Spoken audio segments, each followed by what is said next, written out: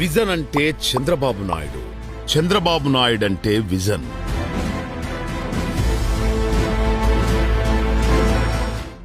ఒక వ్యక్తి తన కోసం, తన ఇంటి కోసం, తన కుటుంబం కోసం మహా అయితే సంవత్సరం లేదా 2 సంవత్సరాలు ప్రణాళిక చేయగలడు. కానీ తన వారి కోసం కాకుండా తన రాష్ట్ర అభివృద్ధి కోసం, తన ప్రజల కోసం, తన ప్రజల భవిష్యత్తు కోసం, దారిద్ర్య రేఖ దిగువ ఉన్న పేదవారి కోసం బహుకాల ప్రణాళికలు చేయగలిగిన ఏకైక మహా వ్యక్తి శ్రీ నారా చంద్రబాబు నాయుడు గారు. 2020 విజన్ ప్రణాళిక రచించిన హైదరాబాద్ను ప్రపంచంలోనే మహానగరంగా తీర్చిదిద్దారు.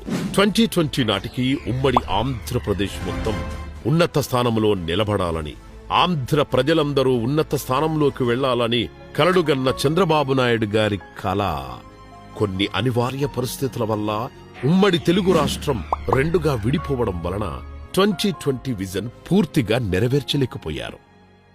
కానీ ఇప్పటి వరకు చంద్రబాబు నాయుడు గారు హైదరాబాద్కు చేసిన అభివృద్ధి ఈరోజు హైదరాబాద్ ఇంత అత్యుత్తమ స్థానంలో ఉంది. తన తెలుగు ప్రజల అభివృద్ధికి తాను చేసిన దిశా నిర్దేశం అనివార్య పరిస్థితుల్లో విఫలమైనందుకు చంద్రబాబు నాయుడు గారి మనస్సు చాలా కలత చెందింది. 2014-19 5 సంవత్సరాలు ఆంధ్ర రాష్ట్రానికి ముఖ్యమంత్రిగా ఉన్నా కూడా రాష్ట్ర విభజన వలన కొత్త రాష్ట్రానికి నిధులు లేక కొత్త రాష్ట్రం నిర్మాణంలో తన మునకలై కూడా ఆంధ్ర రాష్ట్రాన్ని అభివృద్ధి వైపు నడిపించారు. కానీ 2019 నుంచి 2024 వరకు వచ్చిన ప్రభుత్వం రాష్ట్ర అభివృద్ధిని, రాష్ట్ర ప్రజల భవిష్యత్తును సర్వనాశనం చేసింది.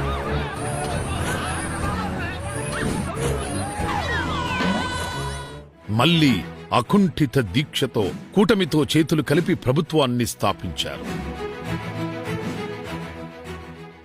ఇంకా ఒక్క నిమిషం కూడా ఆలస్యం చేయకుండా ఆంధ్ర ప్రజల అభివృద్ధి వైపు అడుగులు వేయాలి, ఆంధ్ర ప్రజలు ఉన్నత స్థానంలో ఉండాలి అన్న ఏకైక లక్ష్యంతో ఇప్పుడు ప్రభుత్వం ప్రవేశపెట్టిన వికసిత్ భారత్ కి అనుసంధానంగా స్వర్ణాంధ్ర 2047 ప్రణాళిక ప్రవేశపెట్టారు.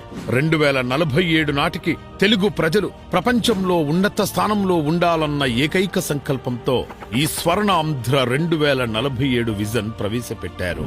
ఈ స్వర్ణాంధ్ర 2047 విజన్ గురించి ఒక ఇంటర్వ్యూలో నారా చంద్రబాబు నాయుడు గారు మాట్లాడుతూ 2047లో 100 సంవత్సరాల స్వాతంత్ర దిన వేడుకల్ని మనం జరుపుకోబోతున్నాం. ఒక భారతదేశంలోనే కాకుండా ప్రపంచమంతా ఇండియన్స్ ఎండిపోయారు.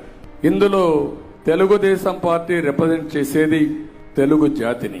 అందుకే ప్రత్యేకంగా భారతదేశం బాగుండాలి, భారతదేశ పౌరుడిగా నా దేశం ప్రపంచంలోని అగ్రస్థానంలో ఉండాలని కోరుకోవడం నా బాధ్యత. అది నా దేశ భక్తి. ఎవ్వరు కూడా దీన్ని సంకేతించడానికి వీలు లేదు. మనందరం కూడా దేశ భక్తితో ముందుకు పోవాల్సిన బాధ్యత ప్రతి ఒక్కరిపైన ఉందని చెప్పి తెలియజేస్తున్నా.